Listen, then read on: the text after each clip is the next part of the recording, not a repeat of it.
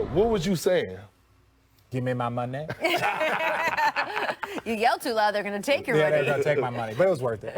I want to talk about the Bucks, guys. They shocked everyone last night when they released the following starting lineup before their game against the Nuggets. So in that game that we just saw, Pat Connaughton, Sterling Brown, Wesley Matthews, Thanasis Antetokounmpo, and Robin Lopez. You may notice these are none of their original official starters. Now, Giannis obviously missing the game because he's got that knee sprain he's dealing with, and I guess they decided everybody gets a rest after losing to the Suns. Is this a sign that the Bucks are officially in cruise control mode for the rest of the regular season? They would now have to run the table, win out, to win 70 games this year, now that they've had these 2 losses. I'm going to say no, this doesn't. And this is not about a 70-win thing to me. I think as a team and as an organization, just follow me here.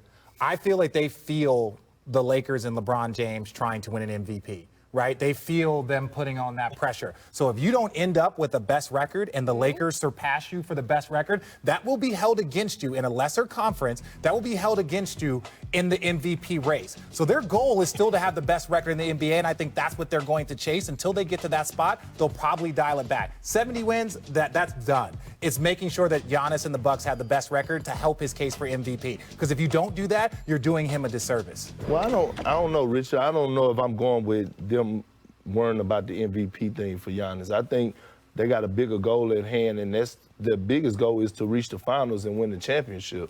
And when you look at it, to me, I think Mike Budenholzer is doing a brilliant thing by resting guys right now. Like, at the end of the day, I don't think no one is going to catch them at the #1 seed.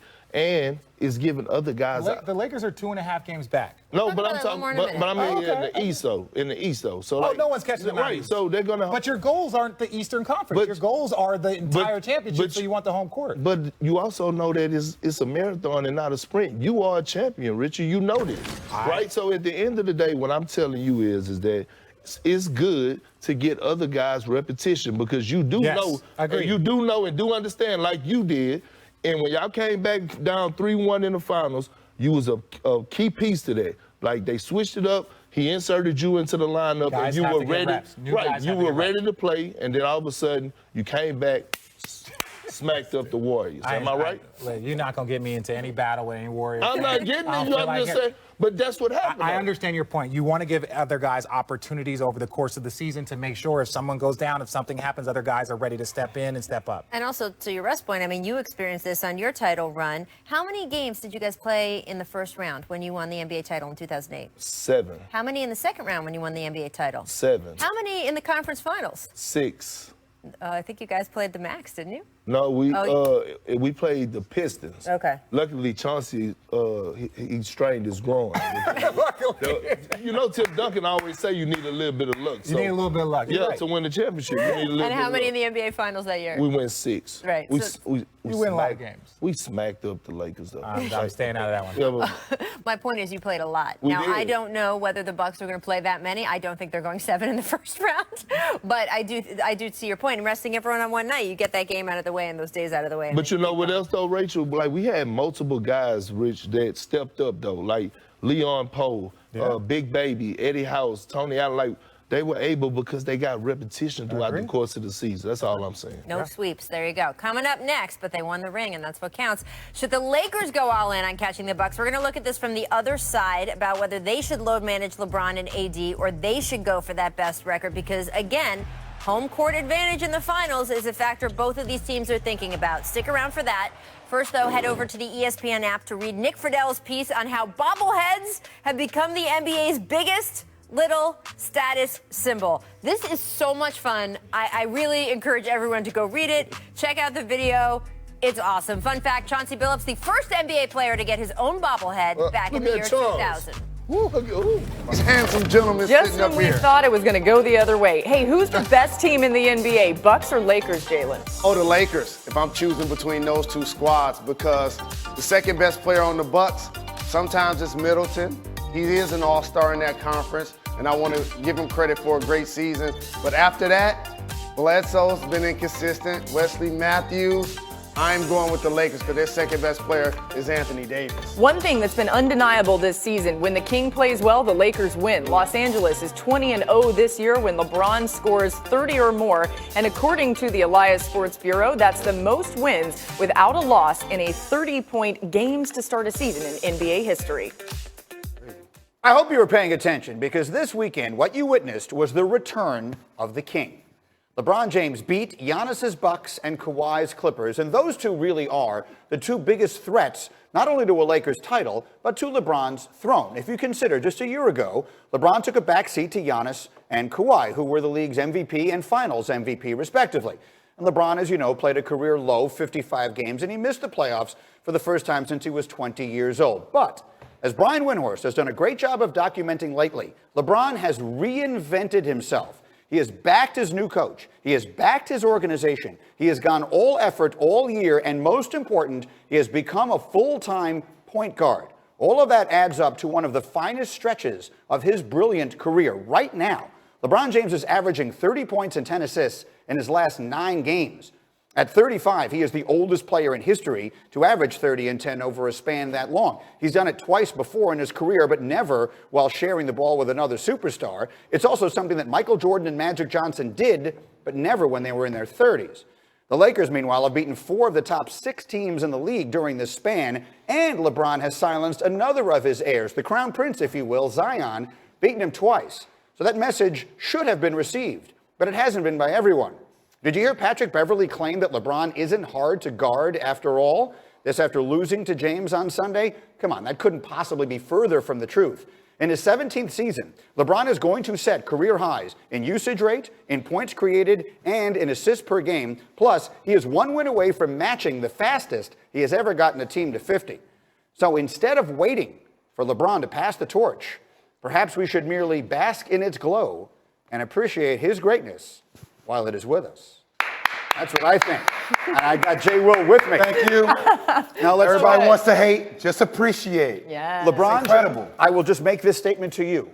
LeBron James is the league's MVP this season. In my opinion, that isn't even as debatable as most people are making it based upon the totality of the circumstances. Jalen, your thoughts? So it's not debatable, but yet the guy whose team has the best record averages more points, averages more rebounds, averages more blocks, averages more steals, and his usage rate is higher than LeBron's.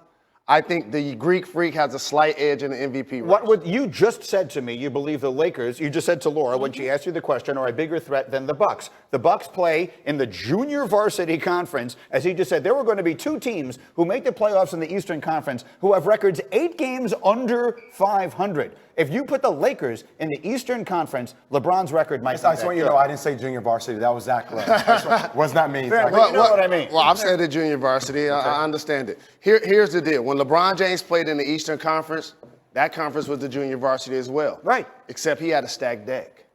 He had Dwayne Wade, he had Chris Bosh, he had Kyrie Irving, he had Kevin Love playing at an all-star level. The Greek Freak is balling in the Eastern Conference. Middleton is an all-star for that conference. Hold on a second, Jay Rose. Chris Middleton, I gave you this stat the other day. Chris Middleton has a chance to be one of 4 players in NBA history.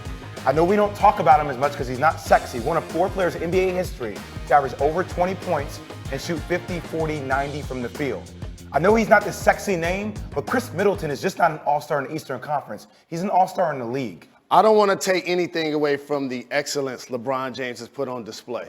And it's a 2-player race for this year's league MVP. And as a voter, I was there at both of those games this weekend. And I'll tell you, LeBron James is closing on Giannis. There is a path for him to be the MVP. If he continues to put up the numbers like you just showed the last 9 games, if he's able to do it the next 15 games, then I think that puts him in a legit position to win MVP. Let me appeal to a different side of you. Okay. Because we all know, Jalen, you're a Renaissance man. So the numbers are a science, but this stuff is also an art. And you know that LeBron James, to have reinvented himself in this way at the age of 35, Crazy. with the Lakers of all teams, with all of the drama that has surrounded them and everything else this year, and him, and all the rest of it, there is a narrative to the MVP award every single year as well. And the narrative this year, Giannis is going to win 5 of those things. The narrative for me this year points west.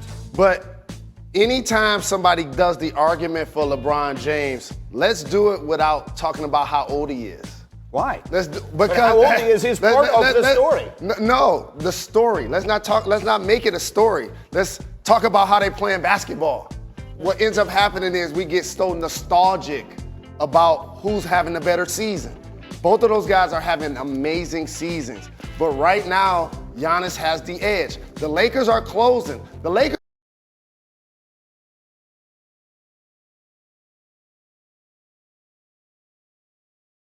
might end up having the best record in the NBA. If that happens, and he plays the way he plays, LeBron James at that point will likely get my vote. All right, so you're saying if they end up with, so Giannis could be out due to a knee injury. If LeBron keeps going, they have the best record in the league, and he plays at a high level, he will be your MVP. If he plays the way he's played these last 9 games. It's going to be hard not to. And also, I got something for the people best that's record in the prisoners of the moment. The Lakers had an amazing weekend, but they won 1 out of 3 games this year against the Clippers. Right. They did split against the Bucks. They got the brakes beat off of them in Milwaukee. I'm just saying. I will say that, but you have to look at the West and say that the West is exponentially more of a challenge than what the East is. Yep. So I It think is. that works out to their advantage to a degree. Hey, guys.